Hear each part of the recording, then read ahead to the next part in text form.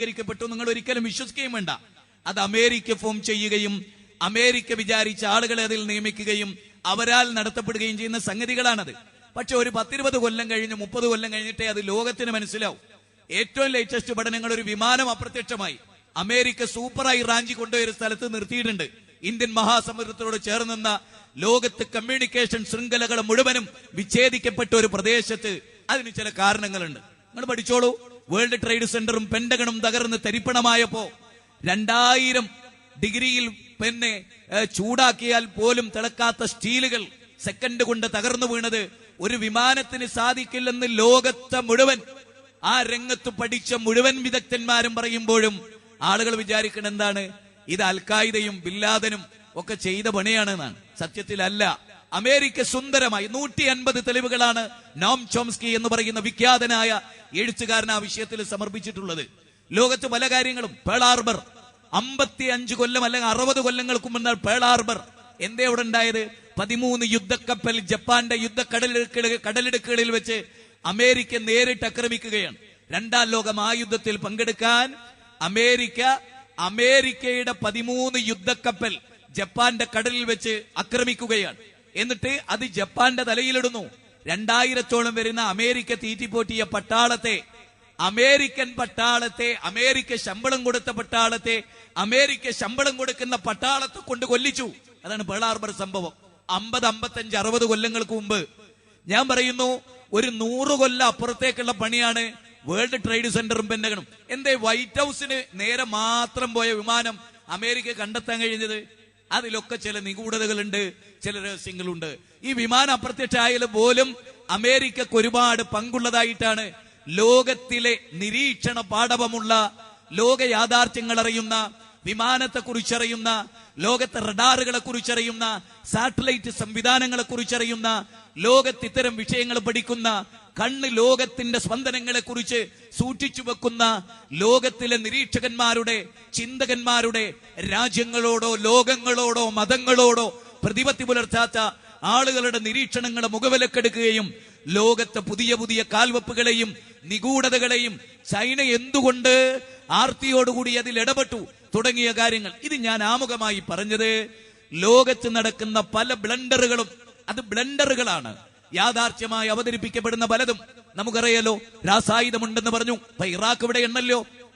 ഇവിടെ ആശംസാ പ്രസംഗം നടന്ന ബഹുമാന്യദേഹം, ഞാൻ അദ്ദേഹത്തെ ആദരിച്ചുകൊണ്ട് പറയുന്നു, ഇറാഖും ചെച്നിയയും പലസ്തീനും കോസോവോയും അത് പറഞ്ഞപ്പോ അദ്ദേഹം പറഞ്ഞില്ല, നായക്ക് 40 വട്ടം സാമ്രാജ്യത്വ ശക്തികളെ കുറിച്ച് ശബ്ദിക്കുന്നവർ ഇറാനിന്റെ എണ്ണയെ കണ്ട് അമേരിക്ക ഫോം ചെയ്ത കേവലമായ സംവിധാനങ്ങളായിരുന്നു ഇറാഖിന്റെ മലമടക്കുകളിൽ പിഞ്ചു പൈതങ്ങൾ അനുഭവിച്ച ദീനരോധനങ്ങളെന്ന് ലോകത്തോട് ഉടക്കെ പറഞ്ഞ ഭൗതിക പ്രത്യയശാസ്ത്രത്തിന്റെ വക്താക്കൾക്ക് തീവ്രവാദത്തിന്റെ കുത്തക പറഞ്ഞപ്പോ ഇറാഖിനെയും ഇറാനിനെയും ഫലസ്തീനെയും ചെച്നിയയെയും കോസോവോയെയും ലബനാനിനെയും ഗാസയെയും ഒക്കെ എണ്ണേണ്ടി വന്നത് കേവലമായ ചില മതാന്തതകളുടെ, അല്ലെങ്കിൽ ഒരിക്കലും പഠിക്കില്ല, മനസ്സിലാക്കില്ല, താൻ പിടിച്ച മുയലിന് കൊമ്പ് 3 എന്ന നിലയിൽ ചിന്തിക്കുന്നവരോട്.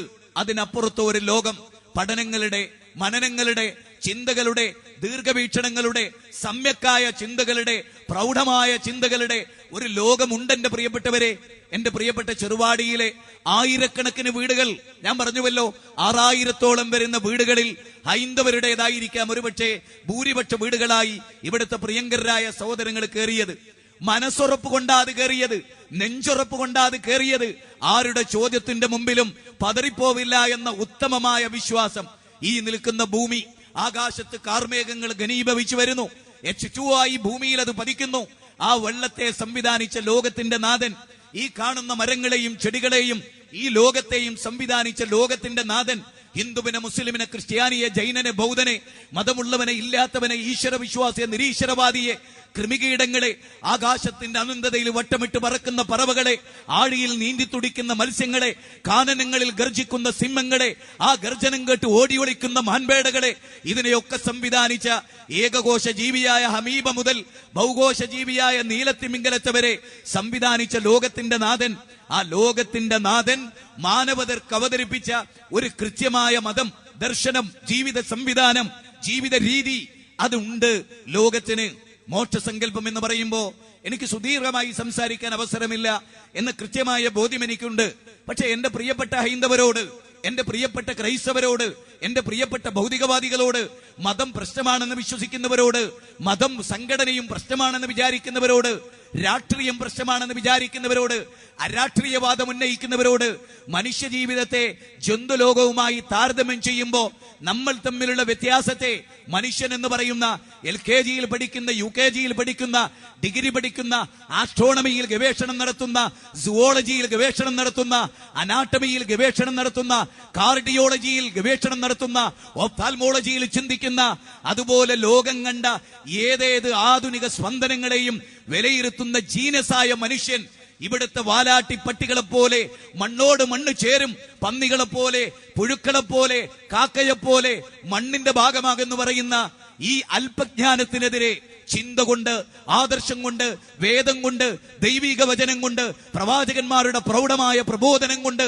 ലോകത്തിന്റെ മനസ്സിനെ പിടിച്ചുലച്ച തത്വശാസ്ത്രങ്ങൾ കൊണ്ട് മനുഷ്യന് ജീവിതത്തിന്റെ ലക്ഷ്യസാക്ഷാത്കാരം നിർണയിച്ചു കൊടുത്ത സൽപാന്താവിനെ കുറിച്ച് ചിന്തിക്കാൻ, ഒരു പുതിയ തലമുറയെ കെട്ടിപ്പടുക്കാൻ, ആരുടെ മുമ്പിലും തലകുനിക്കാത്ത, ധർമ്മബോധമുള്ള, ന്യായബോധമുള്ള, നീതിബോധമുള്ള, നായക്ക് 40 വട്ടം പരലോകം പറയുമ്പോഴും ആ പരലോകത്തെ ജീവിതത്തിന്റെ ഒരു അനുനിമിഷം പോലും നെഞ്ചകത്തോർക്കാത്ത ആളുകൾ ജീവിക്കുന്ന ഒരു മണ്ണിൽ എന്താണ് ജീവിതമെന്ന്, എന്താണ് മനുഷ്യനെന്ന്, ആരാണ് മനുഷ്യനെന്ന് ജീവജാലങ്ങളിൽ നിന്ന് ഭാസ്കരനും സുരേന്ദ്രനും ദേവദാസും മേല്യാമ്മയും കല്യാണിയും ശാരദയും ബഷീറും സുബേറും ആയിഷയും എങ്ങനെ വേർപെട്ടിരിക്കുന്നു എന്ന്, മാതാവിന്റെ ഗർഭപാത്രത്തിൽ അള്ളിപ്പിടിച്ച ചോര കുടിക്കുന്ന അട്ടയെ പോലെ വളർന്ന് അവിടെ നിന്ന് ഖലഖം മിൻ ബാദി ഖൽഖിൻ ഫീ ദുലുമാത്തിൻ ഫീ ദുലുമാത്തിൻ സലാസിൻ ദാലികും അല്ലാഹു റബ്ബുക്കും. വല്ലാത്തൊരു പദപ്രയോഗമാണത്. വിഷയത്തിന്റെ വിശാലമായ മേഖലകളിൽ വരുമ്പോ ഞാനത് വീണ്ടും ചർച്ച ചെയ്യും. സഹോദരങ്ങളെ, ഒരു ഘട്ടത്തിന് ശേഷം മറ്റൊരു ഘട്ടമായി വളർത്തി ഉജ്ജ്വലമാക്കി ആ ഉജ്ജ്വലമായ ഒരു സ്റ്റാൻഡേർഡിലെത്തിച്ച് മനുഷ്യനെ ഗർഭപാത്രത്തിൽ പുറത്തു വരുമ്പോ അവനൊന്നും അറിയാത്തവനായിട്ടാ വന്ന്. വല്ലാഹു അഖ്റജകും മിൻ ബുതൂനി ഉമ്മഹാതികും ലാ തഅലമൂന ശൈഅ. 16-ാം അധ്യായം 78-ാമത്തെ വചനമാണ്. കരഞ്ഞുകൊണ്ടേ ജനിക്കുന്നു മനുഷ്യൻ, കരയിച്ചുകൊണ്ട് ഈ ലോകത്തോട് വിട പറയുന്നു. അൻതല്ലദീ വലദതുക ഉമ്മുക ബാഖിയ വന്നാസു ഹൗലക യളഹഖൂന സുറൂറ വജ്ഹദ് ലിനഫ്സിക അൻ തകൂന ഇദാ ബഖൗ ഫീ ഹാലി മൗതിക ല്ലാഹിക മസ്റൂറ എന്നൊരു കവി പറഞ്ഞല്ലോ. നീ ചിരിച്ചുകൊണ്ടല്ല, കരഞ്ഞുകൊണ്ടാണ് മാതാവിന്റെ ഗർഭപാത്രം ചുരുട്ടിപ്പിടിച്ച കൈകളുമായി ഭൂമി ലോകത്തേക്ക് നീ വരുമ്പോ, വിശാലമായ ഈ ഭൂമി സെക്കൻഡിൽ 30 കിലോമീറ്റർ വേഗതയിൽ സാങ്കൽപ്പികമായ 23 ഡിഗ്രിയിൽ സഞ്ചരിച്ചുകൊണ്ട് ഹേമന്തങ്ങൾക്ക്, വസന്തങ്ങൾക്ക്, ഗ്രീഷ്മങ്ങൾക്ക്, കാലാവസ്ഥകൾക്ക്, രാവും പകലിന് എല്ലാറ്റിനും നിമിത്തമായി ഭൂമിയും സൂര്യനും ചന്ദ്രനും ഗോളങ്ങളും ഗാലക്സികളും എല്ലാം നിലനിൽക്കുന്ന അത്ഭുതാവഹമായ ഈ മഹാപ്രപഞ്ചം, അതെ, അനന്ത പരകോടി ജീവജാലങ്ങൾ നിലനിൽക്കുന്ന ഈ മഹാപ്രപഞ്ചം സെക്കൻഡിൽ 25 തവണ ചിറകുകൾ ചലിപ്പിക്കുന്ന ഹമ്മിങ് ബേർഡ് മുതൽ, മൂളിക്കിളികൾ മുതൽ 17 കിലോഗ്രാം ഭാരമുള്ള ബീവർ വരെ, കമല്ല മരങ്ങളെ കാർന്നു മുറിച്ച് തടികളാക്കി പീസുകളാക്കി സുന്ദരമായ AC റൂമുകൾ നിർമ്മിക്കുന്ന ബീവർ മുതൽ, ആർട്ടിക്കിൽ നിന്ന് അന്റാർട്ടിക്കിലേക്ക് 10,000 കിലോമീറ്റർ യാത്ര ചെയ്യുന്ന ആർട്ടിക് ടേൺ മുതൽ ലോകത്തിലെ കോളനികളായി ലോകത്ത് മൊണാർക്ക് ചിത്രശലഭങ്ങൾ അത്ഭുതങ്ങൾ സൃഷ്ടിക്കുമ്പോ, ഡിസ്കവറി ചാനലിലൂടെ, ആനിമൽ പ്ലാനറ്റിലൂടെ ലോകത്ത് കാണുന്ന പല സംവിധാനങ്ങളിലൂടെയും മൃഗങ്ങളിൽ കാണുന്ന പാരസ്പര്യത്തിന്റെയും അവ ജീവിക്കുന്ന പ്രദേശങ്ങൾക്കനുസരിച്ചുള്ള അനുകൂലങ്ങളുടെയും പിന്നിൽ ചാൾസ് ഡാർവിൻ പോലും HMS ബീഗൾ എന്ന് പറയുന്ന കപ്പലിൽ 20 കൊല്ലത്തിന്റെ യാത്രയ്ക്ക് ശേഷം ധ്രുവപ്രദേശത്തിലെ ജീവജാലങ്ങൾക്ക് അതിനനുയോജ്യമായ ഘടന നൽകി. അതുപോലെ തണുപ്പ് പ്രദേശങ്ങളിലെ ജീവജാലങ്ങൾക്ക് അതിനനുയോജ്യമായ സാഹചര്യങ്ങൾ നൽകി. മരുഭൂമിയിൽ സഞ്ചരിക്കുന്ന ഒട്ടകത്തിന് അതിനനുകൂലമായ സാഹചര്യം നൽകേണ്ട പിന്നിൽ ഒരു പരാശക്തി ഉണ്ട് എന്നാണ് ചാൾസ് ഡാർവിൻ ലോകത്തോട് പറഞ്ഞത്. ശാസ്ത്രത്തെയും ശാസ്ത്ര വിഷയങ്ങളെയും മതത്തെ അടിക്കാനുള്ള ആയുധമായി കാണുന്നവർ HMS ബീഗൾ എന്ന കപ്പലിലെ ചാൾസ് ഡാർവിന്റെ യാത്രയും ദ തിയറി ഓഫ് എവല്യൂഷൻ എന്ന് പറയുന്ന ഗ്രന്ഥവും ലോകത്ത് വായിച്ചിരുന്നുവെങ്കിൽ എന്തിന് ലോകം കണ്ട ഏറ്റവും വലിയ ശാസ്ത്രകാരന്മാരിൽ ജൂതനായി ഇരട്ട പൗരത്വം സ്വീകരിച്ച് ഈ സമയം MC സ്ക്വയർ എന്ന സൂത്രവാക്യം ലോകത്തിന് സമ്മാനിച്ച് ക്രിസ്ത്യാനിയായ ട്രൂമാന്റെ നേതൃത്വത്തിൽ ഹിരോഷിമയിലും നാഗസാക്കിയിലും 1945 ഓഗസ്റ്റ് 6-9 തീയതികളിൽ ബോംബ് കൊണ്ടുപോയി തുപ്പി മതമല്ലാതെ ലക്ഷോപലക്ഷം വരുന്ന മനുഷ്യരെ കൊന്നൊടുക്കി, ബുദ്ധഭിക്ഷുക്കളെ ചാമ്പലാക്കി, ഹിബാക്കുശകൾ എന്ന പേരിൽ 3,70,000 വരുന്ന വികലാംഗരെ സൃഷ്ടിച്ച ആ സംവിധാനമുണ്ടല്ലോ. ആൽബർട്ട് ഐൻസ്റ്റീൻ എന്ന വിഖ്യാതനായ ശാസ്ത്രകാരൻ, ആൽബർട്ട് ഐൻസ്റ്റീൻ എന്ന ശാസ്ത്രകാരൻ ലോകത്തോട് വിളിച്ചു പറയുന്ന ഒരു കാര്യമുണ്ട്. ഈ പ്രപഞ്ചത്തിലെ വ്യവസ്ഥാപിതത്വം, ഈ പ്രപഞ്ചത്തിലെ താളപ്പൊരുത്തം, ഈ പ്രപഞ്ചത്തിലെ ഗോളങ്ങളുടെ ഘടന, അതിന്റെ സഞ്ചാരം, പ്രോട്ടോണും ന്യൂട്രോണും തുടങ്ങി എന്തൊക്കെയുണ്ടോ, കോസാറുകൾ, പൾസാറുകൾ, അങ്ങനെ ലോകത്ത് മനുഷ്യർ കണ്ടെത്തിയതും കാണാത്തതും, അതേ വമിമ്മാ ലാ യഅലമൂൻ, നിങ്ങൾക്കറിയാത്തതിലും ഇണകളെ സൃഷ്ടിച്ചു എന്ന പരാമർശത്തെ ഉൾക്കൊള്ളിച്ചുകൊണ്ട് ആൽബർട്ട് ഐൻസ്റ്റീൻ പറഞ്ഞു, ലോകത്തെ കൃത്യമായി നിരീക്ഷിക്കുന്നവർക്ക് ഇതിന്റെ പിന്നിലെ പരാശക്തിയെ മനസ്സിലാക്കാതിരിക്കാൻ കഴിയില്ല. ലോകത്ത് മതം കൃത്യമായി പഠിച്ചവർ, ശാസ്ത്രം കൃത്യമായി പഠിച്ചവർ ലോകത്ത് സിട്ടാവിന്റെ അസ്തിത്വത്തെ എന്നും അംഗീകരിച്ചിട്ടുണ്ട്. ഇവിടെ വിഷയം എന്താണ്? ആത്മീയതയെ, കപടാത്മീയതയെ, മോക്ഷസങ്കല്പത്തെ എല്ലാം നമ്മൾ ചർച്ച ചെയ്യുമ്പോൾ എന്താണ് മോക്ഷം? മോക്ഷം എന്ന മലയാള പദം, എനിക്കെന്റെ ഭാര്യയിൽ നിന്ന് മോക്ഷം കിട്ടി എന്ന് ഭർത്താവ് പറയും. എന്റെ ദുഷ്ടനായ മദ്യപാനിയായ എന്റെ ഭർത്താവ് ഇന്നലെ തട്ടിപ്പോയി, എനിക്ക് മോക്ഷം കിട്ടി എന്നൊരു ഭാര്യ പറഞ്ഞാൽ അതുകൊണ്ട് എന്താ ഉദ്ദേശിക്കുന്നത്? അയാളിൽ നിന്ന് രക്ഷപ്പെട്ടു അല്ലേ? ശരിയല്ലേ? അയാളിൽ നിന്ന് എനിക്കൊരു മുക്തി കിട്ടി, അയാളിൽ നിന്ന് എനിക്കൊരു സ്വസ്ഥത കിട്ടി, എനിക്ക് ഇതുവരെ ഒരു സ്വാതന്ത്ര്യമുണ്ടായിരുന്നില്ല, ഞാൻ പാരതന്ത്ര്യത്തിന്റെ ഉരുക്കു ചങ്ങലയിലായിരുന്നു അല്ലേ? ബ്രിട്ടീഷുകാരിൽ നിന്ന് ഇന്ത്യക്ക് മോക്ഷം കിട്ടി എന്ന് പറഞ്ഞാൽ ആ മോക്ഷവും ഇസ്ലാം, മതം, ദർശനങ്ങൾ, തത്വശാസ്ത്രങ്ങൾ, ഫിലോസഫി, അത് ലോകത്തിന് മുമ്പിൽ വെക്കുന്ന മോക്ഷസങ്കല്പവും തമ്മിൽ എന്ത് വ്യത്യാസം? പ്രകടമായ വ്യത്യാസമുണ്ട്. അതെ, നമുക്കറിയാം. പിന്നെ അങ്ങ് ഇന്ത്യയുടെ വിശിഷ്യ ബ്രിട്ടീഷുകാരുടെ കാലഘട്ടത്തിൽ ലോകത്ത് നമുക്കറിയാം ആൻഡമാൻ നിക്കോബാർ ദ്വീപ്, അവിടെ കാട്ടിൽ ജീവിക്കുന്ന പ്രത്യേകമായ സമൂഹങ്ങൾ, മോക്ഷം കിട്ടാതെ കിടന്ന ആളുകൾ, അടിമകൾ, അവർക്കൊക്കെ മോക്ഷം ലഭിച്ചു, സ്വാതന്ത്ര്യം കിട്ടി എന്നൊക്കെ നമ്മൾ പറയുമ്പോൾ ഉദ്ദേശിക്കുന്ന ഒരാശയമുണ്ട്. എന്നാൽ മോക്ഷം എന്നതുകൊണ്ട് ഇസ്ലാം എന്താണ് അർത്ഥമാക്കുന്നത്? എന്തിൽ നിന്നുള്ള മോക്ഷം? എന്തിനാണ് മോക്ഷം? എന്തിലേക്കാണ് മോക്ഷം? ഇത് വളരെ പ്രധാനമാണ്. എന്തൊക്കെ കാര്യങ്ങളിൽ നിന്നാ മോക്ഷം? അത് വളരെ പ്രധാനമാണ്. വളരെ വളരെ വളരെ പ്രധാനമാണ്. മനുഷ്യൻ എന്ന മഹാസൃഷ്ടി, മനുഷ്യൻ എന്ന മഹാബുദ്ധിജീവി, ഇസ്ലാം ഒന്നാമതായി പറയുന്നത് വലക്കത് കറംനാ ബനി ആദം. ഖുർആനിലെ 17-ാം അധ്യായം 70-ാമത്തെ വചനം. ആ വചനത്ത് പറയുന്നത് ആദം സന്തതികളെ നാം ആദരിച്ചിരിക്കുന്നു എന്നാണ്. ആദം സന്തതികളെ നാം ആദരിച്ചിരിക്കുന്നു, ബഹുമാനിച്ചിരിക്കുന്നു.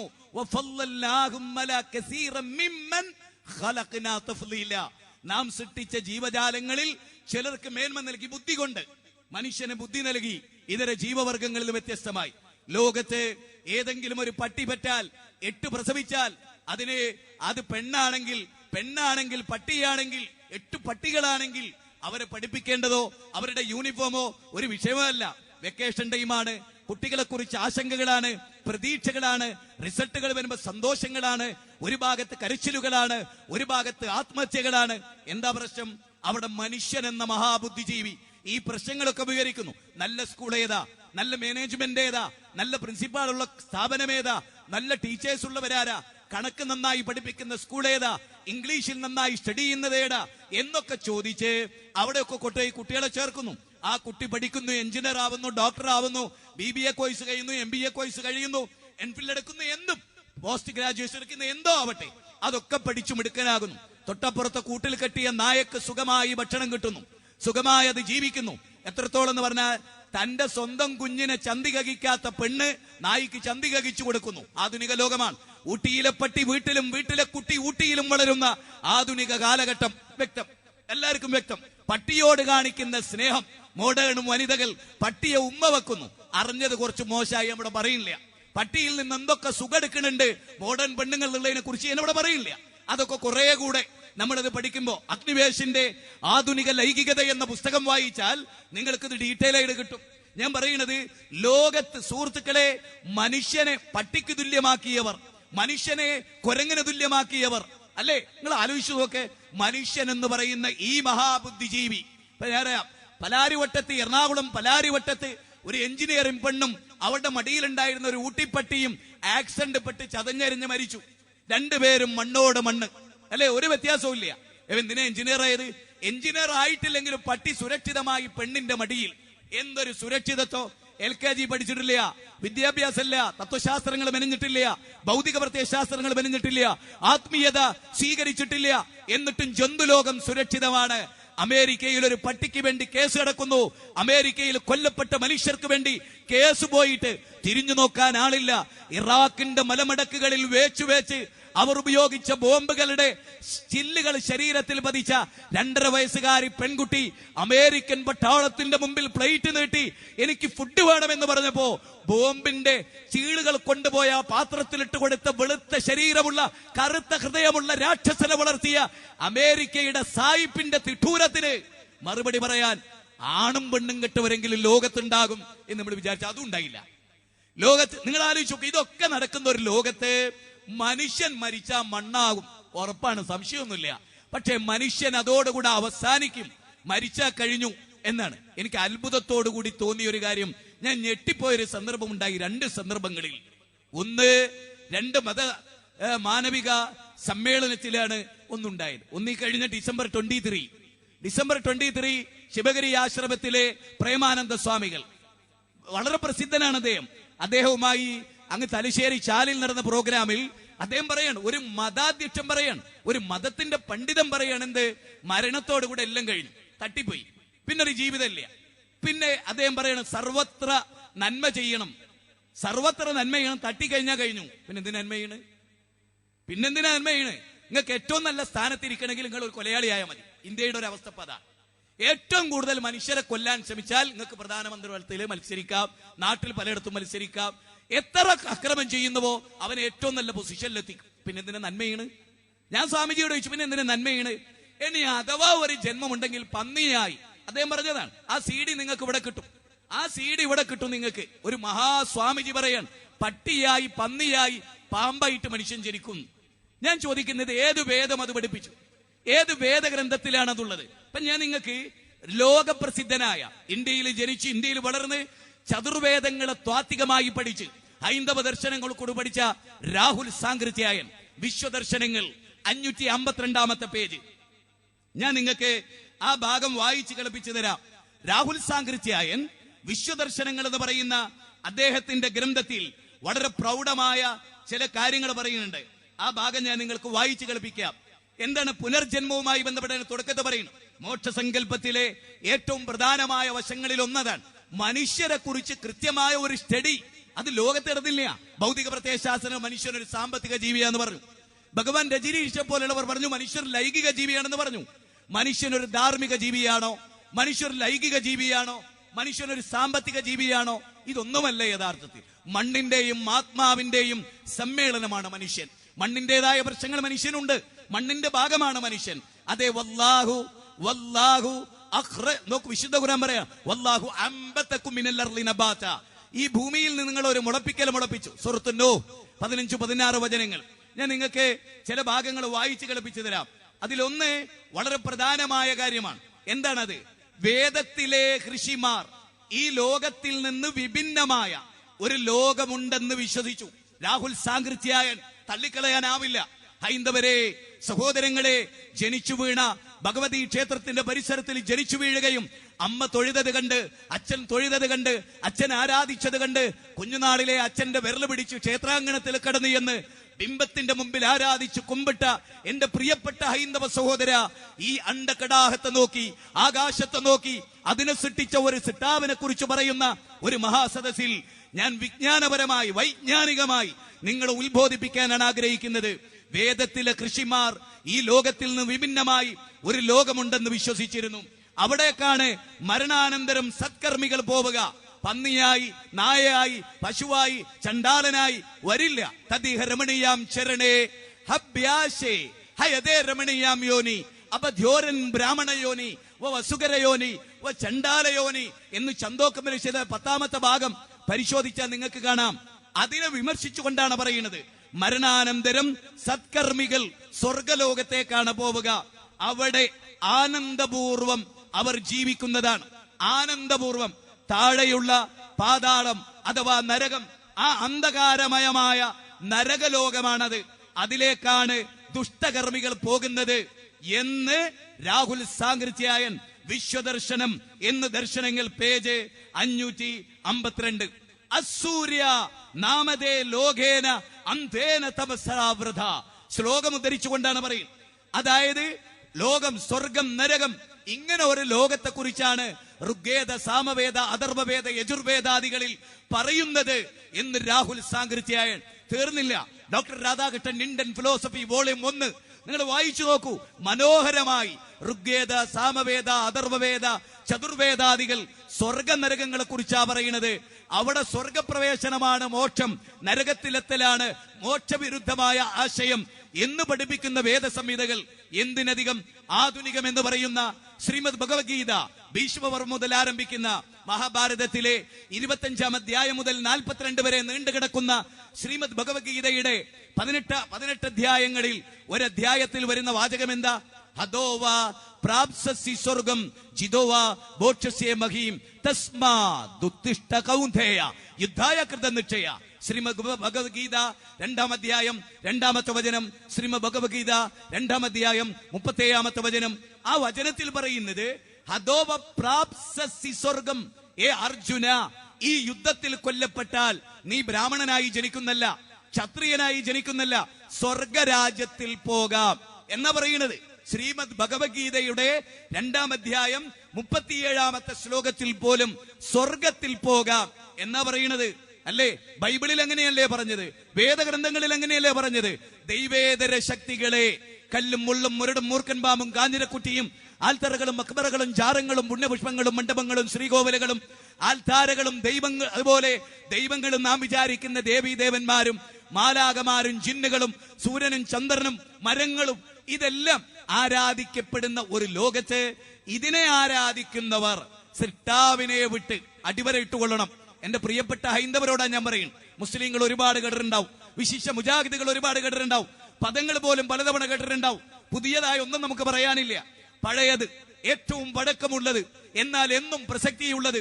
സൂര്യൻ എത്രയോ പഴക്കമുണ്ട്, പക്ഷെ സൂര്യൻ പയഞ്ചനല്ല, സൂര്യൻ നിത്യപ്രസക്തമാണ്. ഇസ്ലാം, ലോകത്തിന്റെ സിട്ടാവ് അവതരിപ്പിച്ച മതം, അതെന്ത് പറയുന്നു എന്ന് കേൾക്കാലോ. ഇവിടെ ആരും നിർബന്ധിക്കുന്നില്ല, ആരെയും വാള് കാണിച്ച് ഭീഷണിപ്പെടുത്തുന്നില്ല, ചോറ് കാണിച്ച് പ്രകോപിപ്പിക്കുന്നില്ല, മരുന്ന് കൊടുത്ത് പ്രീണിപ്പിക്കുന്നില്ല. അങ്ങനെ ആരും ഇവിടെ ചെയ്യണില്ല. ആശയപരമായ സംവാദം, ബുദ്ധിയെ അരയാലില പോലെ അവിരസ്പന്ദനം ചെയ്യുന്ന ലോകത്തേക്ക് മനുഷ്യരെ കൂട്ടിക്കൊണ്ടുവരിക. അവരുടെ ചിന്ത മരവിച്ച് കിടന്നിടത്ത് 200 കോടി ബൃഹത് ഗ്രന്ഥങ്ങളുടെ വിജ്ഞാനത്തെ ശേഖരിക്കാൻ കപ്പാസിറ്റിയുള്ള തലച്ചോറ് തന്ന ആ സിട്ടാവിനെ കുറിച്ച് പഠിക്കാൻ മാനവതയോട് ആവശ്യപ്പെടുക. സെക്കൻഡിൽ 250 കിലോമീറ്റർ വേഗതയിൽ സഞ്ചരിച്ചു കൊണ്ടിരിക്കുന്ന സൂര്യനെ കുറിച്ച് പഠിച്ച് ആ സൂര്യനെ സംവിധാനിച്ച സിട്ടാവിലേക്ക്. ഹൈന്ദവ ലോകത്തിന്റെ ഏറ്റവും വലിയ പരാജയം എന്താ? ഇന്ത്യ രാജ്യത്തിന്റെ ഏറ്റവും വലിയ പരാജയം എന്താ? സൃഷ്ടി പഠനത്തിലൂടെ സിട്ടാവിനെ കണ്ടെത്തുന്നതിന് പകരം സൃഷ്ടി പഠനത്തിലൂടെ സൃഷ്ടിയുടെ കഴിവ് സൃഷ്ടിയിൽ ആരോപിച്ച് സൃഷ്ടിയിൽ ദിവ്യത്വം കൽപ്പിച്ച് സൃഷ്ടിയെ ആരാധിക്കുക എന്നതാണ് ഇന്ത്യ രാജ്യത്ത് സംഭവിച്ച ഏറ്റവും വലിയ ഗതികേട്. ഏറ്റവും വലിയ ഗതികേട് ആളുകൾ പലപ്പോഴും ചിന്തിക്കാറില്ല. അപ്പൊ ഞാൻ പറയും, നിങ്ങൾ നോക്ക്, ആത്മീയതയാണല്ലോ ആധുനിക കാലഘട്ടത്തിലെ മീഡിയകളിൽ പോലും ഏറ്റവും ഗംഭീരമായി ചർച്ച ചെയ്യുന്നത്. അത് മുസ്ലിം പുരോഹിതന്റെ ചട്ടി മുതൽ, മുസ്ലിം പുരോഹിതന്റെ പൊടി മുതൽ, മുസ്ലിം പുരോഹിതന്റെ മുടി മുതൽ എല്ലാം ഇവിടെ ചർച്ചയാണല്ലോ. അതുപോലെ യൂറോപ്പിൽ നിന്ന് വന്ന വനിതയുടെ ആ പരാമർശങ്ങളും ഗ്രന്ഥങ്ങളും ചാനലുകളിൽ ചർച്ചകളും ജോൺ ബ്രിട്ടാസിന്റെ ഇന്റർവ്യൂവും ഒക്കെ ഇവിടെ ചർച്ചയാണല്ലോ. ഒന്നാലോചിച്ചേ, എന്നെപ്പോലെ നിങ്ങളെപ്പോലെ വായു ആവശ്യമില്ല അമ്മക്ക് എന്ന് പറയാൻ പറ്റുമോ? നമ്മളെപ്പോലെ വെള്ളം ആവശ്യമില്ല എന്ന് പറയാൻ പറ്റുമോ? നമ്മളെപ്പോലെ ദഹനേന്ദ്രിയ വ്യവസ്ഥയില്ല എന്ന് പറയാൻ പറ്റുമോ?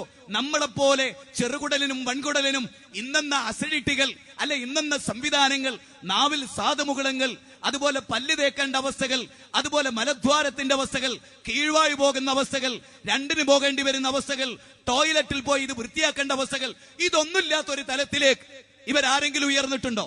ഈ മനുഷ്യ ദൈവങ്ങളിൽ ആരെങ്കിലും ഉയർന്നിട്ടുണ്ടോ? തങ്ങന്മാരിൽ, ബീവിമാരിൽ, മുനിമാരിൽ, ഋഷീശ്വരന്മാരിൽ ആരെങ്കിലും വളർന്നിട്ടുണ്ടോ? 10 മിനിറ്റ് മൂക്കും വായും ഒന്നിച്ച് പൊത്തിപ്പിടിച്ചാൽ മരിച്ചു വെറുങ്ങലിച്ച് കിടക്കാത്ത ആരെങ്കിലും ഈ കൂട്ടത്തിലുണ്ടോ? ഇല്ല. വളരെ വ്യക്തം. ആളുകൾ ചിന്തിക്കേണ്ടതാണ്.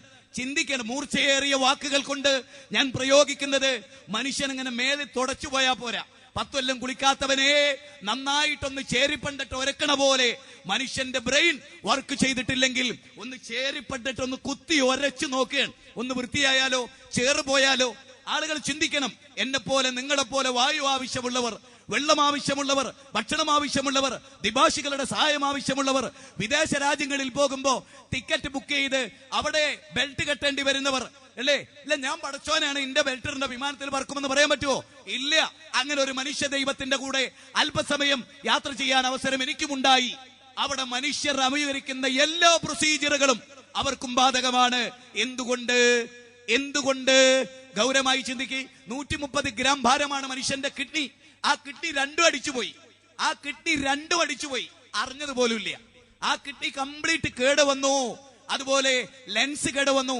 ബോധരഹിതനായി നിലത്തു വീണു. പുട്ടപ്പർത്തിയിലെ സായിബാബ ബോധമില്ലാതാ മരിച്ചേ. എന്റെ കിഡ്നി വീക്കായിട്ടുണ്ട് എന്ന് പോലും അദ്ദേഹത്തിന് അറിയാൻ കഴിഞ്ഞില്ല. കാരണം ബോധം കെട്ട് വീണ് ഡോക്ടർമാർ ഡിക്ലെയർ ചെയ്യുമ്പോൾ പിന്നെ ഒരിക്കലും ബോധം വന്നിട്ടില്ല. മനുഷ്യൻ ചിന്തിക്കാൻ, ഞാനത് പറയുമ്പോൾ തോന്നുന്നു, എന്താ ഞങ്ങൾ ആരാധിക്കുന്ന ദൈവത്തെ പറ്റി പറഞ്ഞു, വേണ്ട.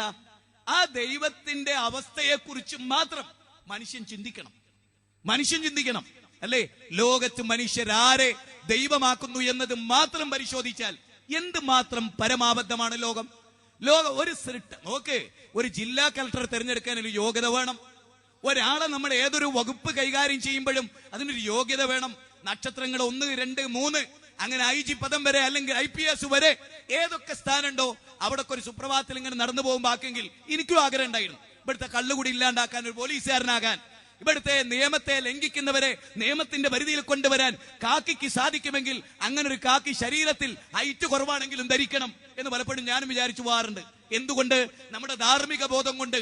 ഈ നാട് നന്നാക്കാൻ ഇവിടുത്തെ ആഭ്യന്തര വകുപ്പ് കൈകാര്യം ചെയ്താൽ ഈ നാടിന് ജീവൻ കൊടുക്കേണ്ടി വന്നാലും ഒരു നിലക്കും ഒരാളുടെയും രാഷ്ട്രീയ ചട്ടുവങ്ങൾക്ക് വിധേയമാകാതെ നിയമത്തെ മൂക്കുകയറിട്ട് പിടിച്ച് കടിഞ്ഞാണില്ലാതെ കുതിരകളെ പോലെ ചാടുന്ന ലോകത്തിന്റെ നിയമനിഷേധികളെ ലംഘിക്കാനുള്ളതാണ് നിയമമെന്ന ആധുനിക തീരുമാനത്തെ ലംഘിക്കാനുള്ളതല്ല, പാലിക്കാനുള്ളതാണ്. അത് തപസ്സാണ്, അത് ആചരിക്കേണ്ടതാണ്, അത് നെഞ്ചിന്റെ കുറുകയിലടയേണ്ട, അത് പൂണൂലാണ് എന്ന് ലോകത്തെ പഠിപ്പിക്കാൻ പക്ഷെ നമുക്ക് സാധിക്കുമോ? പക്ഷെ ഇതൊക്കെ ഉള്ള ആളുകൾ ഗൗരവമായോർക്ക് മനുഷ്യനാരാ, അവന്റെ ജീവിതം എന്താ, അവന്റെ ജീവിത ലക്ഷ്യം എന്താ, മതം എന്താ പറയുന്നത്, ഇങ്ങനെ തിന്നും കുടിച്ചും ഭോഗിച്ചും ഇങ്ങനെ കഴിഞ്ഞാ മതിയോ? വളരെ രസകരമായി ചോദിക്കാൻ, ഇങ്ങനെ കഴിഞ്ഞാ മതിയോ? തിന്നും കുടിച്ചും ഭോഗിച്ചും നാക്കാലികളെ പോലെ ഈ മണ്ണിൽ ജീവിച്ച് ഇങ്ങനെ കഴിഞ്ഞാ മതിയോ? ആ ജീവിതത്തെ കുറിച്ച് ആലോചിക്കുക. അല്ലെ, നിങ്ങൾ എത്ര ആൾക്കാർ കഷ്ടപ്പെടുന്നു, എത്ര ആളുകൾ പ്രയാസം അനുഭവിക്കുന്നു, എന്തൊക്കെ ദുരന്തങ്ങൾ നമ്മൾ അഭിമുഖീകരിക്കുന്നു. ഇതൊക്കെ ഉള്ള ഒരു ലോകത്ത് മനുഷ്യൻ എന്ന് പറയുന്ന മഹാസിട്ടിയുടെ ജീവിതത്തിന് വല്ല ലക്ഷ്യമുണ്ടോ? എന്താണ് ആത്മാവ്? ആരാണ് മനുഷ്യൻ? അവന്റെ മനസ്സെന്താണ്? ഇതൊക്കെ പഠിക്കുകയും ചർച്ച ചെയ്യുകയും ചെയ്യേണ്ട ഒരു ലോകത്താണ് ഞാൻ നിങ്ങളുള്ളത്.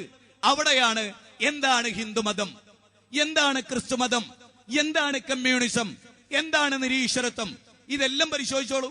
ഒരു നിരീശ്വരവാദി അയാൾക്ക് അവതരിപ്പിക്കാനുള്ള വിഷയം എന്താ? ഈശ്വരനില്ല, പടച്ചോനില്ല, ലോകത്തിനൊരു സിട്ടാവില്ല, ഈ ലോകമൊക്കെ നിലക്കുന്നത് അത് പ്രകൃതിയാണ് എന്നൊക്കെ പറഞ്ഞിട്ട് ഇങ്ങനെയുള്ള വിടുവായി തരങ്ങൾ.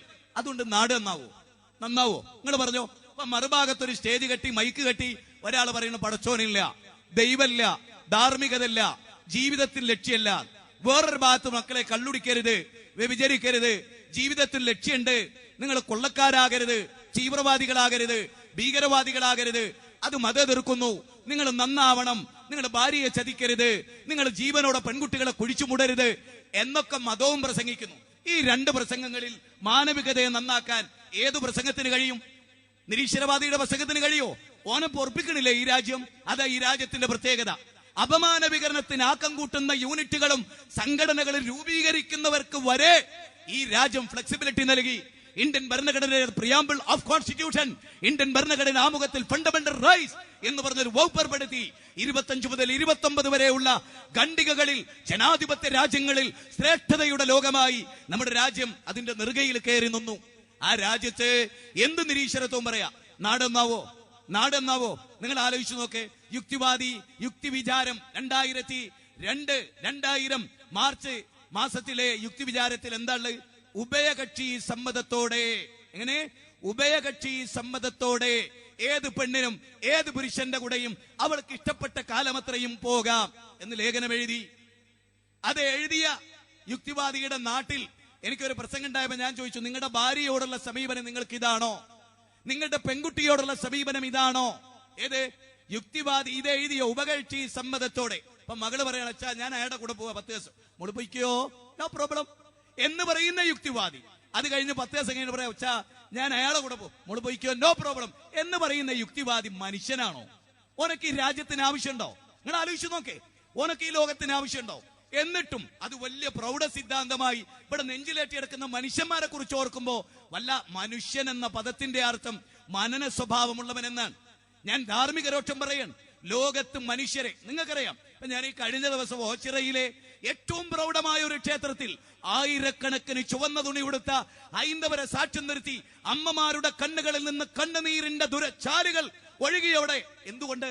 എന്റെ പ്രസംഗത്തിന്റെ വൈഭവം കൊണ്ടല്ല, അവിടെ അവതരിപ്പിച്ച വിഷയം അമ്മമാർ പരിഗണിക്കപ്പെടുന്നില്ല. കാർൽ മാർക്സ് അമ്മമാരെ കുറിച്ച് പറഞ്ഞ എന്താ? ഞാൻ രാഷ്ട്രീയം പറയല്ല, ഇസം പറയൻ. കാർൽ മാർക്സ് പറഞ്ഞ എന്താ? ഒരു കോഴിക്കുഞ്ഞിനെ അതിന്റെ മുട്ടത്തോടിനോട് വല്ല ബന്ധം ഉണ്ടാവോ? 20 മുട്ട വെച്ച് വിരിഞ്ഞു, പിന്നെ ആ മുട്ടത്തോടിനോട് ആ കോഴിക്കുഞ്ഞിന് വല്ല ബന്ധം ആവശ്യമുണ്ടോ? നല്ലൊരു ചോദ്യം. ഇല്ല. അതുപോലെയാണ് അമ്മ. ഈ സിദ്ധാന്തം ഉൾക്കൊണ്ടാൽ ഇവിടെ അമ്മമാര് പീഡിപ്പിക്കപ്പെടൂലേ? വൃദ്ധസദനങ്ങൾ വർദ്ധിക്കൂലേ? എന്തുകൊണ്ട് മലപ്പുറം ജില്ലയിൽ വൃദ്ധസദനം ഏറ്റവും കുറവ്? അത് പഠിക്കണം, അത് വാശിയോട് കൂടി ചോദിക്കണം. കേരളത്തിലെ മലപ്പുറത്ത് എന്തുകൊണ്ട് മറ്റ് ജില്ലകളെ അപേക്ഷിച്ച് വൃദ്ധസദനം കുറവ്? ഇസ്ലാമിന്റെ മാത്രം തന്നെയാണ്. യാതൊരു സംശയമില്ല, യാതൊരു സംശയമില്ല. അലദ്ദീനി കുല്ലിഹി, എല്ലാ ദർശനങ്ങളെ അതിജയിക്കുന്നു. എന്തിന്? സിബി മാത്യു ഞാൻ പറയേണ്ടതുണ്ടോ? നിയമരംഗത്ത് പ്രവർത്തിക്കുന്ന സിബി മാത്യുയുടെ നമ്മൾ ഇങ്ങനെ മരിക്കണമോ എന്നാണ് തോന്നുന്നത്. അദ്ദേഹത്തിന്റെ പുസ്തകത്തിന്റെ തലക്കെട്ട് തൂങ്ങി മരിക്കുന്നതിനെതിരെ, ആത്മഹത്യ ചെയ്യുന്നതിനെതിരെ, കേരളത്തിലെ ജനങ്ങൾ മരിച്ചു പിരിയുന്നതിനെതിരെ. ഓൾ ഇന്ത്യ ലെവലിൽ 3 ഇരട്ടിയ കേരളത്തിലെ മരണം. സാക്ഷര കേരളം, സുന്ദര കേരളം. സാക്ഷരത ഉണ്ടായില്ല, ജീവിതത്തെക്കുറിച്ചുള്ള സാക്ഷരത ഉണ്ടായില്ല, ജീവിതത്തെക്കുറിച്ചുള്ള പാഠങ്ങൾ ഉണ്ടായില്ല. മനുഷ്യൻ എന്ന് പറയുന്ന പോരാട്ടത്തിന്റെ ജീവിതത്തെക്കുറിച്ച് അറിഞ്ഞില്ല. ചെഗുവേരയുടെ വിപ്ലവ വാചകങ്ങൾ പല സ്ഥലങ്ങളിലും എഴുതി വെച്ച് നിങ്ങൾക്ക് കാണാം. പക്ഷേ വിപ്ലവ പ്രസ്ഥാനത്തിന്റെ ആചാര്യനായ VI ലെനിൻ വാതരോഗം പിടിപെട്ട് കിടക്കുമ്പോ ജോസഫ് സ്റ്റാലിന് കത്തെഴുതി, മിസ്റ്റർ സ്റ്റാലിൻ, എന്റെ കണ്ണ് അന്ധത ബാധിച്ചാൽ, ഞാൻ ഏതായാലും തളർന്നുപോയി, ഇനി എന്റെ കണ്ണുകൾക്ക് അന്ധത ബാധിച്ചാൽ പിന്നെ ഞാൻ ജീവിച്ചിരിക്കില്ലടോ, സൈനൈഡ് കൊണ്ടുവെക്ക് എന്ന് VI ലെനിൻ എന്ന ലോകം കണ്ട വിപ്ലവകാരി ഒരു വാതരോഗത്തെ പോലും മനസ്സുകൊണ്ട് സ്വീകരിക്കാനാവാത്ത നിരീശ്വരവാദികൾ. ഈ KN കുഞ്ഞഹമ്മദ് ഇന്ന് ജീവിച്ചിരിപ്പുണ്ടല്ലോ. 3 മണിക്കൂറാണ് ട്രെയിനിൽ വെച്ച് ഞാനും അദ്ദേഹവും ആശയപരമായി സ്നേഹത്തിൽ സംവദിച്ചത്. ഞാൻ ചോദിച്ചു, സാർ, ഈയിടെയായി നിങ്ങളുടെ ലേഖനത്തിന് ഒരു മതത്തിന്റെ ടച്ച് ഉണ്ടല്ലോ സാർ.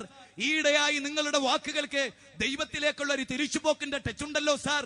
ഈയിടെയായി നിങ്ങളുടെ വാചകങ്ങൾക്ക് മതപരമായ മൂർച്ചയുണ്ടല്ലോ സാർ. ഈയിടെയായി നിങ്ങളുടെ വാക്കുകൾക്ക് ഒരു നിരാശയുടെ ബോധമുണ്ടല്ലോ സാർ എന്ന് ചോദിച്ചപ്പോൾ അദ്ദേഹം പറഞ്ഞു, അതെ, ഞാൻ തിരിച്ചു നടക്കാൻ പഠിക്കുന്നു എന്നാണ് അദ്ദേഹം എന്നോട് പറഞ്ഞു. മതത്തെക്കുറിച്ച് അദ്ദേഹം എഴുതിയ ലേഖനത്തിൽ KT സൂപ്പി മാഷയുടെ മകൻ വെള്ളത്തിൽ മുങ്ങി മരിച്ചപ്പോ ആ വീട്ടിൽ ചെന്നു അത്രേ അദ്ദേഹം. ആശ്വസിപ്പിക്കാൻ വാക്കുകളില്ല എന്ന് പറഞ്ഞ് ആശ്വസിപ്പിക്കും നിരീശ്വരവാദി.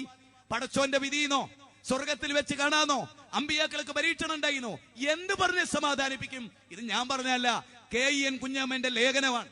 ഷബാബിൽ പോലും അത് പ്രതിഷേധിക്കപ്പെട്ടില്ലേ? KN കുഞ്ഞമ്മന്റെ ലേഖനം ഇല്ലേ? ഉണ്ടായില്ലേ? നിങ്ങൾ ആലോചിച്ചു നോക്ക്. എന്നിട്ട് അദ്ദേഹം പറഞ്ഞു, അദ്ദേഹത്തിന്റെ മകന് ആക്സിഡന്റ് ഉണ്ടായി. എന്നിട്ട് അദ്ദേഹം പറയാണ്, മതവിശ്വാസികൾ വരുമ്പോ എനിക്ക് ഭയങ്കര ആശ്വാസ. പടച്ചോന്റെ തൗഫീഖ് കൊണ്ട് നിങ്ങളെ മോൻ രക്ഷപ്പെട്ടു എന്ന വാക്ക് കേൾക്കും എനിക്ക് ആശ്വാസമുണ്ട്. ആരെ? KN കുഞ്ഞഹമ്മദ്. ഒരു വാചകം കൂടെ അദ്ദേഹം പറഞ്ഞു, അദ്ദേഹത്തിന്റെ സഹപ്രവർത്തകരും നിരീശ്വരവാദികളും ഇങ്ങനെ വരും അണ്ണവായികളായിട്ട്. എന്ത് പറഞ്ഞ് സഭ ഇങ്ങനെ നോക്കി ചിരിച്ചാട് പോകുന്നു. എന്താ പറയാ? അള്ളാന്റെ വിധിയെന്നോ പടച്ചോൻ കാത്തിന് രക്ഷപ്പെട്ടതോ?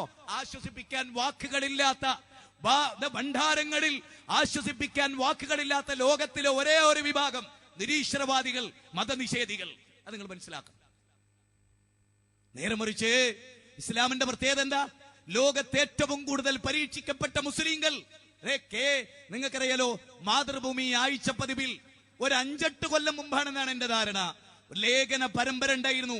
ആത്മഹത്യകളുടെ വേരുകൾ തേടി. അതിൽ പറയാണ്, ശ്രീകുമാർ പറയാണ്, ഏറ്റവും കൂടുതൽ ഉത്ബുദ്ധത മുസ്ലിങ്ങൾക്കിടയിൽ മുജാഹിദുകൾക്കാകുന്നു എന്ന് ശ്രീകുമാർ മലയാള മനോരമ മലപ്പുറത്ത് സർവേ നടത്തി. ആത്മഹത്യ അവർക്കിടയിൽ കുറവാണ് അതിന് ശ്രീകുമാറിന്റെ മറുപടി എന്തുകൊണ്ട് പറഞ്ഞു? മുസ്ലിങ്ങൾക്ക് വെള്ളിയാഴ്ച തോറും ശക്തമായ ബോധവൽക്കരണം മാതൃഭാഷയിൽ മിമ്പറിൽ കിട്ടുന്നു. വായിച്ചില്ലേ നിങ്ങൾ? അറിഞ്ഞില്ലേ നിങ്ങൾ? വായിക്കുന്നില്ലേ നിങ്ങൾ? ആധുനിക പ്രസിദ്ധീകരണങ്ങൾ, വീക്കിലികളിൽ വരുന്ന അഭിപ്രായ ഭിന്നതകളും ചർച്ചകളും മുസ്ലിം സമൂഹത്തിന്റെ ഗാത്രത്തിന് നേരെയുള്ള ഒറ്റയും തെറ്റയുമായുള്ള ആവനാഴിയിലെ അമ്പെയ്ത്തുകളും നാം എന്തുകൊണ്ട് മനസ്സിലാക്കാതെ പോയി? അവിടെ നിന്നുകൊണ്ട് മതം, മോക്ഷസങ്കല്പം, മോക്ഷത്തിന്റെ നേർവഴി അത് ആരവതരിപ്പിക്കും? അവിടെയാണ് നമ്മൾ വളരെ പ്രധാനമായി, ഞാൻ നിങ്ങൾക്ക് ചില ഭാഗങ്ങൾ വായിച്ച് കളിപ്പിച്ചു തരാം. ചില ഭാഗങ്ങൾ നമ്മൾ വായിക്കുമ്പോ വളരെ ശ്രദ്ധിച്ച് കേൾക്കേണ്ട ചില ഭാഗങ്ങളുണ്ട്. അതിലൊന്നെന്താണ്? പല മോക്ഷസങ്കല്പം. സ്വാമി വിവേകാനന്ദൻ പറയുന്നത് സ്ത്രീകളെ വിവാഹം കഴിക്കാതിരിക്കലാണ് മോക്ഷസങ്കല്പം എന്നാണ് അദ്ദേഹം പറയും. സ്ത്രീ പുരുഷ ബന്ധമുണ്ടാകരുത്, അങ്ങനെ സന്യാസം സ്വീകരിക്കണം എന്നതാണ് സ്വാമി വിവേകാനന്ദന്റെ കാഴ്ചപ്പാട്. എനിക്കറിയാം, പടാർകുളങ്ങര ശ്രീ ഭഗവതി ക്ഷേത്രത്തിൽ ഒരു സ്വാമിജിയും ഈയുള്ളവനും സംസാരിച്ചു. സ്വാമിജി അവിടെ നിന്ന് പറഞ്ഞു, ഞാൻ കല്യാണം കഴിച്ചിട്ടില്ല. എന്നിട്ട് അദ്ദേഹം അതിന് കാരണം പറഞ്ഞത്, അതാണ് രസം, നമ്മൾ മതത്തെ പഠിക്കുമ്പോൾ ശ്രദ്ധിക്കേണ്ട അതാണ്. അതിന് അദ്ദേഹം കാരണം പറഞ്ഞത്, ഹർത്താല് നാളെയാണോ മറ്റന്നാളാണോ എപ്പോഴാ പൊടുന്നതിനുണ്ടാവുക അതുപോലും അറിയാത്ത ഒരാളാ ഞാൻ. പിന്നെ എന്റെ ദാമ്പത്യ ജീവിതം വിജയിക്കോ ഇല്ലേ എന്ന് ഞാൻ എങ്ങനെ പറയും? അതുകൊണ്ടാണ് ഞാൻ കല്യാണം കഴിക്കാത്തത്. സ്വാമിജി ഇരുന്നപ്പോ ഞാൻ ചോദിച്ചു, അച്ഛനും അമ്മയും അങ്ങനെ ഒരു തീരുമാനം എടുക്കാത്തതുകൊണ്ട് ഇത് പറയാൻ നിങ്ങൾക്ക് എന്റെ കൂടെ വേദി പങ്കിടാൻ അവസരം ഉണ്ടായി? മനസ്സിലായില്ല. അയാളെ അച്ഛനും അമ്മയും ഈ സിദ്ധാന്തം പാലിച്ചിരുന്നെങ്കിൽ ഇത് പറയാൻ സ്വാമിജി ഉണ്ടാവോ? സ്വാമി വിവേകാനന്ദ പറഞ്ഞ വാചകം എന്താ? മോക്ഷസങ്കല്പം പെണ്ണിനെ വിവാഹം കഴിക്കാതിരിക്കലാണ്. സ്വാമി വിവേകാനന്ദന്റെ അച്ഛനും അമ്മയും അത് പറഞ്ഞിരുന്നെങ്കിൽ സ്വാമി വിവേകാനന്ദൻ എന്ന മനുഷ്യനുണ്ടാവോ? ഇന്ത്യക്ക് അഭിമാനിക്കാൻ ആകെയുള്ള ഒരാളാ പോയി അതുണ്ടാവോ? ഇല്ല. അമേരിക്കയിലെ അദ്ദേഹത്തിന്റെ പ്രസംഗങ്ങളെ ലോക ചരിത്രത്തിൽ വീഴ്ചയൊക്കെ ഞാൻ പറയുന്നത് നേരെ മറിച്ച്. ക്രിസ്തുമതത്തിൽ കൊരിന്ത്യർക്ക് എഴുതിയ ലേഖനം എന്താ അതിലുള്ളത്? അതിലോ ഒന്നാമത്തെ ലേഖനത്തിൽ തന്നെ പറയുന്ന 7-ാം അധ്യായം 1-ാമത്തെ വചനം എന്താ? സ്ത്രീകളെ തൊടാതിരിക്കലാണ് പുരുഷന്മാർക്ക് നല്ലത്.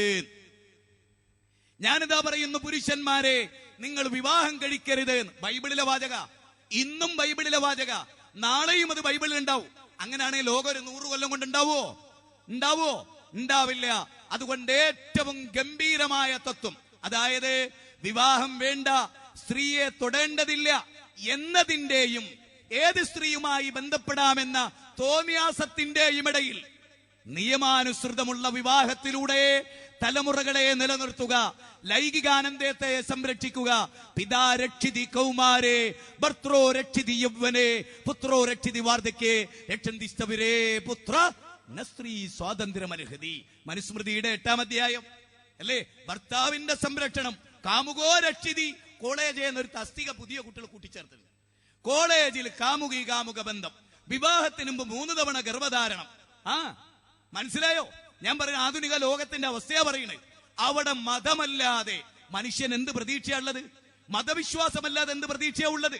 മതത്തിനെതിരായി സംസാരിക്കുന്നവരും മതത്തെ വിമർശിക്കുന്നവരും ഗൗരവമായി ആലോചിക്കും. അവിടെയാണ് ഇസ്ലാം പറഞ്ഞ കല്യാണം കഴിക്കണം, ഭാര്യയുമായി ശാരീരിക ബന്ധത്തിൽ ഏർപ്പെടണം. പുരുഷന്റെ ശാരീരിക വികാരത്തെ അനുവദിക്കപ്പെട്ട നിയമങ്ങളിൽ ഏറ്റവും ലോകത്തിലൊരു അത്ഭുതം പറഞ്ഞോട്ടെ ഞാൻ. നിങ്ങൾ ശരിക്കും ശ്രദ്ധിക്കോ? എന്റെ പ്രിയപ്പെട്ട മുസ്ലിം, നിങ്ങൾക്ക് സംശയം ഉണ്ടെങ്കിൽ നിങ്ങൾ എഴുത്തു കൊടുത്തോണം മരുവിന് ശേഷം. അല്ലെങ്കിൽ നിങ്ങൾ ഇതിന്റെ സംഘാടകരെ വീണ്ടും ചോദിച്ച് അവരുടെ ഫോൺ നമ്പറും അഡ്രസ്സും എടുത്ത് നിങ്ങൾ ബന്ധപ്പെടണം. നിങ്ങൾക്ക് തുറന്ന സംവാദമാകാം. എന്റെ അഭിപ്രായത്തിൽ ഇത്തരം നാടുകളിൽ ഒരു സ്വാമിജിയോട് ഹിന്ദു മതത്തിലെ മോക്ഷസങ്കല്പം അവതരിപ്പിക്കാൻ പറ, ക്രൈസ്തവരുടെ മോക്ഷസങ്കല്പം അവതരിപ്പിക്കാൻ പറ, ഇസ്ലാമിന്റെ മോക്ഷസങ്കല്പം അവതരിപ്പിക്കാൻ പറ. എന്നിട്ട് 3 പേരോടും ഒരേ വിഷയത്തിൽ 3 വിഭാഗത്തോടും സ്ത്രീ സ്വാതന്ത്ര്യം, തീവ്രവാദം, ഭീകരവാദം, പുനർജന്മം, ദൈവവിശ്വാസം, ബിംബാരാധന, ജീവിത ലക്ഷ്യം എന്ന് തുടങ്ങി A to Z വിഷയങ്ങളിൽ 3 വിഭാഗത്തോടുമുള്ള ചോദ്യം, അതിനുള്ള മറുപടി. എന്നിട്ട് 3 മതവിഭാഗത്തിന്റെ മറുപടിയും കേട്ട് അതിലേറ്റവും തൃപ്തി ഏതോ അത് നെഞ്ചിലേറ്റിപ്പോകാനുള്ള സ്വാതന്ത്ര്യം ഈ മണ്ണിലുണ്ടാകണം. ഇതൊരു പുതിയ നൂറ്റാണ്ടാണ്. ഈ നൂറ്റാണ്ട് സംവാദങ്ങളുടെ നൂറ്റാണ്ടാകണം, സ്നേഹപരമായ വാദപ്രതിവാദങ്ങളുടെ നൂറ്റാണ്ടാകണം, ആശയപരമായ സ്ഫോടനാത്മകമായ പരിവർത്തനത്തിന്റെ നൂറ്റാണ്ടാകണം. വിഷ്ണം ഗ്ലോബൽ ഇസ്ലാമിക് വിഷൻ അതിന്റെ ഭാഗമായി ഈ വരുന്ന മെയ് മാസം 11-ന് കോഴിക്കോട് കടപ്പുറത്തെ 10,000 സാക്ഷി നിർത്തിക്കൊണ്ട് ഇൻഷാ അല്ലാഹ് ബീദിനില്ല അതിന്റെ ഉദ്ഘാടനം നടക്കും. 2015 ഫെബ്രുവരി വരെ നീണ്ടു നിൽക്കുന്ന ഒരു കാലയളവിൽ മനുഷ്യന്റെ സൃഷ്ടിപ്പിന്റെ അത്ഭുതങ്ങൾ കാണിച്ചുകൊണ്ട്, സൂര്യചന്ദ്രന്മാരിലെ അത്ഭുതങ്ങൾ കാണിച്ചുകൊണ്ട്, ലോകത്തിലെ ഓരോ സിദ്ധാന്തങ്ങളെ കുറിച്ചും പഠിപ്പിച്ചുകൊണ്ട്, ഒരു കുഞ്ഞിന്റെ ജനനം മുതൽ അതിന്റെ നിർണായക ഘട്ടം മുതൽ അതിന്റെ മരണം വരെയുള്ള ജീവിതത്തിന്റെ ഘട്ടങ്ങളെ പഠിപ്പിച്ചുകൊണ്ട്, മദ്യപാനത്തിന്റെ മഹാദുരന്തത്തെ, വ്യഭിചാരത്തിന്റെ മഹാദുരന്തത്തെ, രതിജന്യ രോഗങ്ങളുടെ നീരാളിപ്പിടുത്തത്തിൽ അള്ളിപ്പിടിച്ച 2 വയസ്സുകാരന്റെ ദീനരോധനം മുതൽ ഗർഭത്തിൽ വെച്ച്, ഗർഭപാത്രത്തിൽ വെച്ച്, സുരക്ഷിതമായ മേഖലകളിൽ വെച്ച് സ്വന്തം കുഞ്ഞിനെ ആ സ്ത്രീയുടെ അനുവാദത്തോടെ കൊന്നുകളയുന്ന കിരാതമായ MTP എന്ന ഓമന പേരിൽ തുടങ്ങിയ മെഡിക്കൽ ടെർമിനേഷൻ ഓഫ് പ്രഗ്നൻസി എന്ന് പറയുന്ന സിദ്ധാന്തത്തിലൂടെ പെൺകുട്ടികളെ പിന്നീട് കൊന്നുകളഞ്ഞ ആധുനിക ലോകത്തിന്റെ ഭ്രൂണഹത്യ മുതൽ, സ്ത്രീധനത്തിന്റെ ദുരന്തം മുതൽ, പെണ്ണിനോട് കാണിക്കുന്ന അതിക്രമങ്ങൾ മുതൽ, ലോകത്തിന്റെ നിലനിൽപ്പുമായി ബന്ധപ്പെട്ട സയൻസിനെ കുറിച്ച്, ഇതര വേദങ്ങളെ കുറിച്ച്, ഖുർആനിനെ കുറിച്ച്, തത്വശാസ്ത്രങ്ങളെ കുറിച്ച്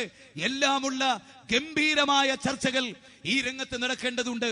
അതുകൊണ്ടാണ് ജനങ്ങളെ, സഹോദരങ്ങളെ, വളരെ ഗൗരവമായി പറയുന്നത്, മഗ്‌രിബിന് ഇനിയും നമുക്ക് സമയമുണ്ട്. മഗ്‌രിബിന് വുദൂ ചെയ്യാനും നിസ്കരിക്കാനും ഈ ഗ്രൗണ്ടിൽ സംവിധാനവുമുണ്ട്. അതുകൊണ്ട് നിങ്ങൾ കൃത്യമായി കേൾക്കുക. വളരെ പ്രധാനമായ ഒരു പോയിന്റ്, ലോകത്ത് പ്രപഞ്ചനാഥൻ അവതരിപ്പിച്ചതും മനുഷ്യർ അവതരിപ്പിക്കുന്ന തമ്മിൽ വ്യത്യാസമുണ്ട്. അപ്പൊ മനുഷ്യർ ഒരു സിദ്ധാന്തം അവതരിപ്പിച്ചു, അത് പരാജയപ്പെട്ടേക്കാം. മനുഷ്യന്റെ കാഴ്ചപ്പാടുകൾ പരാജയപ്പെട്ടേക്കാം. പലതും ലോകത്ത് പല ആളുകളും പലതിനെ കുറിച്ചും പറഞ്ഞു, പലതും പരാജയപ്പെട്ടു. കാലം അത് മാറ്റി. പിന്നീട് അവർക്ക് തിരിച്ചു പറയേണ്ടി വന്നു. നേരെ മറിച്ച് ഒരിക്കൽ പോലും തിരുത്തേണ്ടി വന്നിട്ടില്ലാത്തതാണ് ഇസ്ലാമിന്റെ സിദ്ധാന്തങ്ങൾ. അപ്പൊ കഴിഞ്ഞ ഒരു മതനിഷേധിയുമായി ബന്ധപ്പെട്ട ഒരു വേദി പങ്കുവെച്ചപ്പോൾ അയാൾ പറഞ്ഞു, പ്രവാചകന്റെ കാലത്ത് ഇസ്ലാം ഫിറ്റായിരുന്നു, ഇന്ന് ഫിറ്റല്ല. ഞാൻ പറഞ്ഞു, ഒരു ഉദാഹരണം പറയൂ, ഒരു ഉദാഹരണം. ശരിക്കും ശ്രദ്ധിച്ചോളി, ശരിക്കും ശ്രദ്ധി. നമ്മൾ ആരെ മുമ്പ് തോൽക്കണം? ആരെ മുമ്പിലാ നെഞ്ച് കുനിച്ചു കൊടുക്കേണ്ടത്? ആരെ മുമ്പിലാ തല കുനിക്കേണ്ടത്? കൃത്യമായ പ്രമാണാണോ? ഒരുത്തന്റെ മുമ്പിൽ തല കുനിക്കേണ്ടി വരില്ല. ഉറപ്പാണ്, ഉറപ്പിച്ചോളി.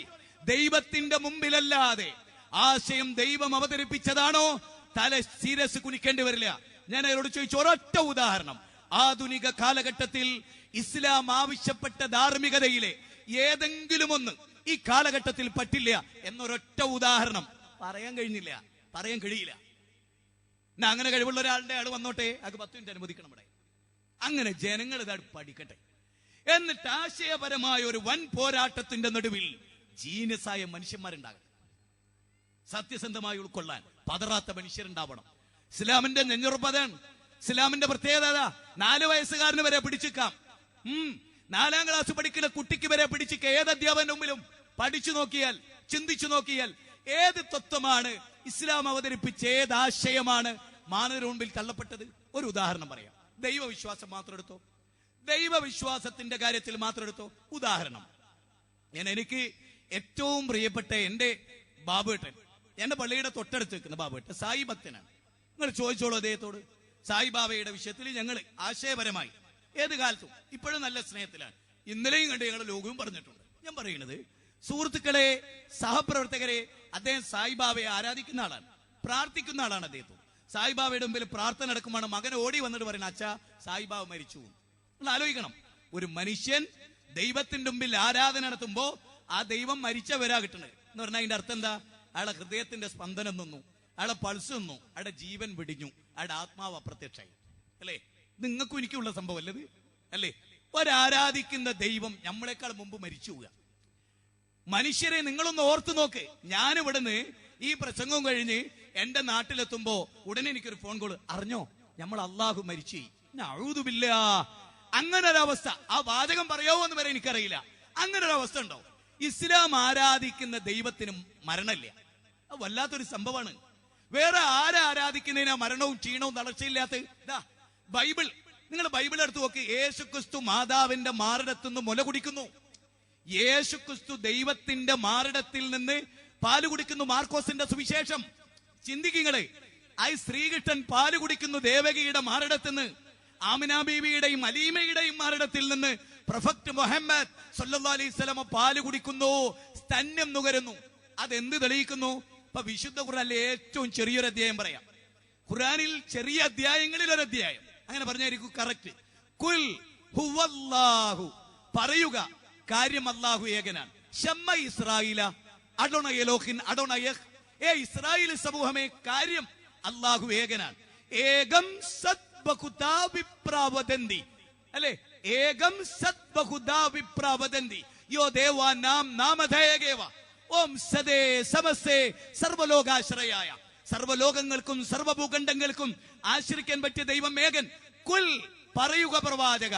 ശരിക്കും ശ്രദ്ധിക്കണം. മാധവേട്ടനോട്, സുരേഷിനോട്, സുബ്രഹ്മണ്യനോട്, ദേവനോട്, ബസുമതി ടീച്ചറോട്, ശാരദ ടീച്ചറോട്, ലക്ഷ്മി ടീച്ചറോട്, ചില കുട്ടികളുടെ, ചെറിയ സ്കൂൾ കുട്ടികളുടെ ക്ഷണം പോലും സ്വീകരിച്ച് ഞാൻ വരുവടാ എന്ന് പറഞ്ഞ അമുസ്ലിം അധ്യാപകരുണ്ട്. അവർ ഈ സദസ്സിലുണ്ടാവും. ഞാൻ വളരെ ഗൗരവമായി പറയാൻ, വളരെ വളരെ ഗൗരവമായി പറയാൻ. നിങ്ങൾ ചിന്തിച്ചു നോക്കി ഈ പോയിന്റ്.